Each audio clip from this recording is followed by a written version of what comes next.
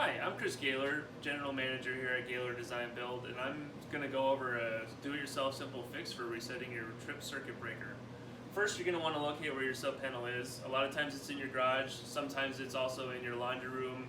It could also be in a closet, so it's something you're going to want to probably locate sooner rather than later. Once you find it, you're going to want to open it up.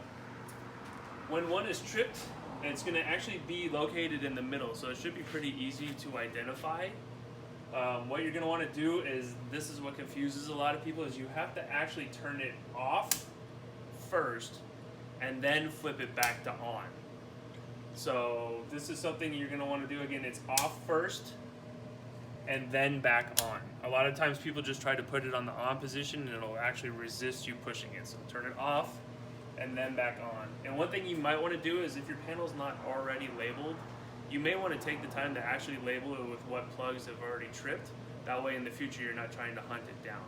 So thank you very much for watching. If you have any more questions, or if you want to ask any additional questions or get some ideas for simple fixes, please email us at office@Gayler, Gayler designbuild.com. Thank you.